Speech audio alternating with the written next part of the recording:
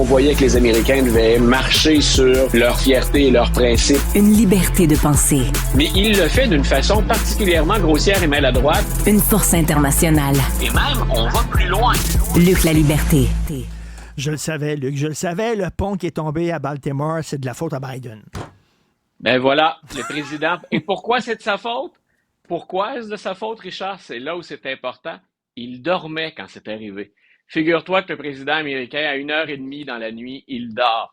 C'est inadmissible, c'est inacceptable. Et sur Fox News, on nous racontait un peu plus tôt aujourd'hui que ce ne serait pas arrivé avec Trump parce qu'il ne dort pas à 1h30. Ben voyons donc, tu me niaises. Ils n'ont pas dit ça, là. Ben, écoute, on se serait assuré, en tout cas, qu'il soit réveillé. Incroyable. Il est nettement plus en forme. Non, écoute, c'était... c'est pour dire, hein, on est... tout se récupère. La politique a horreur du vide, pas que la nature. Donc, quand on a appris ce matin, non seulement il y avait eu ce contact entre un très, très gros navire, un transporteur, et ce pont particulièrement important sur la 695, là, près de Baltimore. Donc, c'est une avenue particulièrement empruntée, utile pour les approvisionnements, entre autres choses, pour la circulation, bien entendu, des gens de la région. Mais quand on a appris que c'était tombé, on a trouvé le moyen de glisser au travers de l'information que ce ne serait pas arrivé sous Donald Trump, qu'en tout cas, la réaction aurait été beaucoup plus rapide.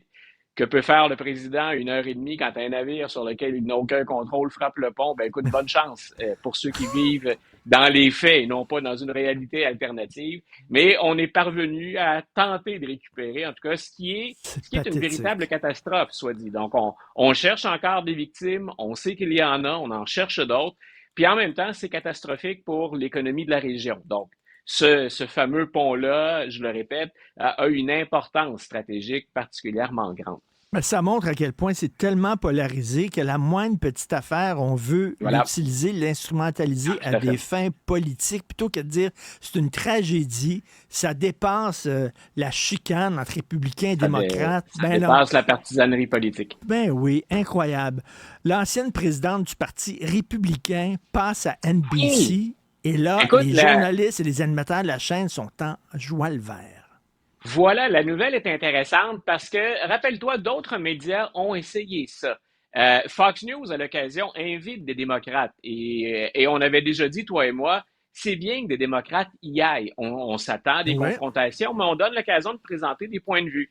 Pete Buttigieg, par exemple, avait été un des premiers dans la dernière campagne électorale à accepter, Bernie Sanders le fait aussi, mais de dire... Je réponds aux invitations de Fox News. On va essayer d'influencer ce qu'on appelle le narratif ou à tout le moins l'argumentaire. On pourra au moins exposer nos faits et nos opinions. Donc, Fox News le fait. CNN a tenté de créer un grand nombre d'émissions où on opposait comme ça des points de vue fort différents, très campés. Et là, c'est au tour d'NBC de le faire. NBC et MSNBC sont reconnus comme généralement offrant une couverture politique plus près des progressistes et généralement assez favorable aux démocrates. Donc, on a dit, on a la présidente démissionnaire du parti, Ronna McDaniel. On lui a offert un contrat, si j'ai bien lu, c'est quand même assez généreux, de 300 000 $ en lui disant, mais venez contribuer à nos émissions. Et là, branle-bas de combat au sein de la chaîne. C'est très rare qu'on y va comme ça de tir amis, puis au vu et au su de tout le monde. Et des animateurs, vraiment, parmi les animateurs vedettes. Là, il y a une émission qui est très suivie aux États-Unis qui s'appelle Morning Joe. Et l'émission a dit, vous lui avez donné un contrat, vous vous arrangerez avec. Elle ne vient pas dans l'émission du matin. Il n'est pas question qu'à Morning Joe, on l'invite. La raison, ce n'est pas que ce soit une républicaine.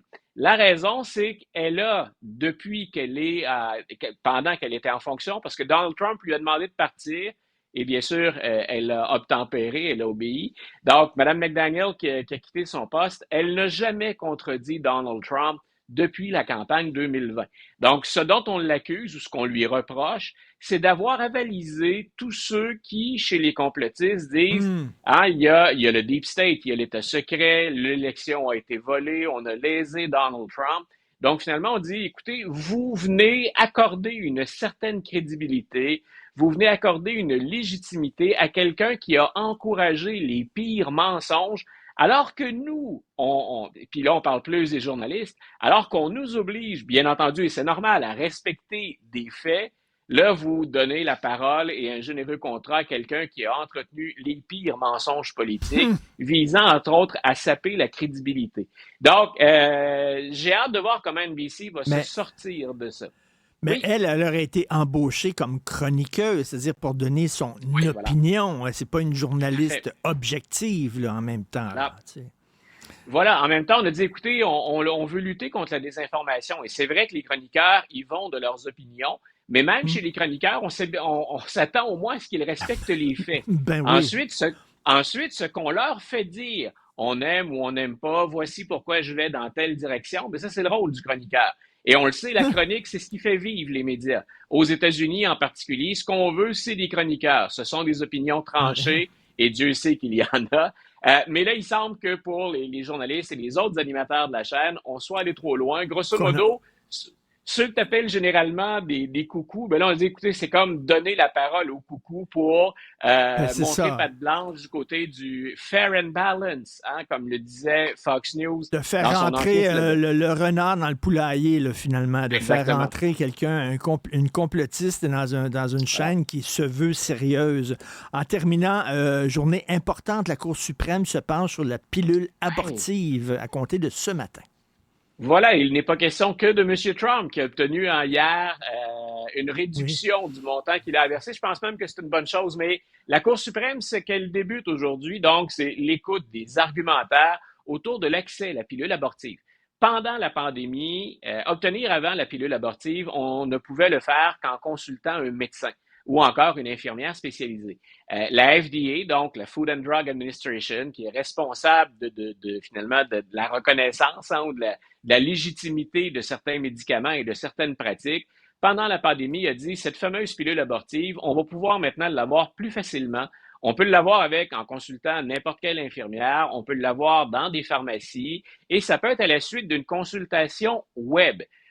On est rendu là au Québec aussi. Là, on peut rencontrer nos médecins sur le web quand on a la chance d'accéder à un médecin.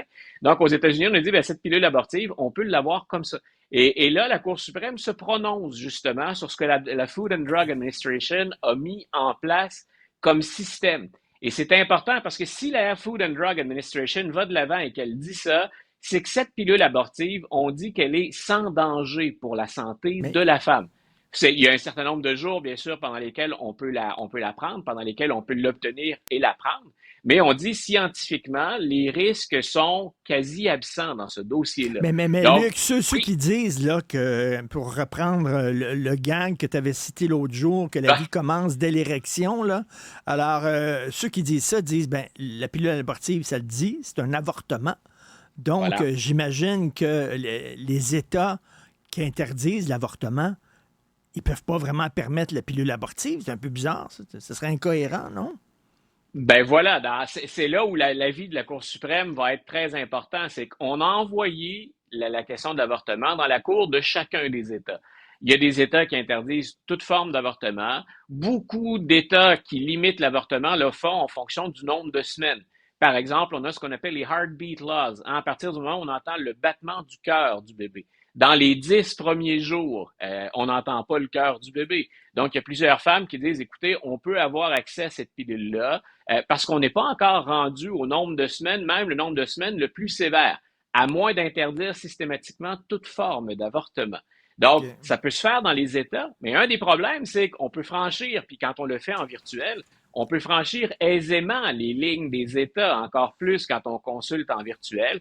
Donc, Mais on se trouve à jouer dans la cour de plusieurs États. On se trouve à jouer encore une fois sur le fait qu'une femme puisse décider ce qu'il advient de son corps.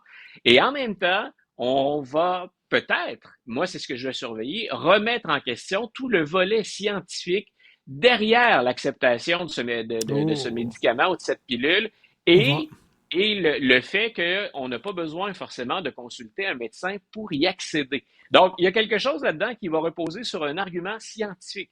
Et On c'est va en, l'angle sous lequel je vais m'intéresser à ça. on va en entendre des vertes et des pas mûres. Bientôt, on va interdire dans certains États la masturbation parce que ça va être 10 000 possibilités de bébés gaspillés qui vont se retrouver dans un Kleenex. Ça n'a pas de À maudit bon sens. combien d'assassins en série parmi nous?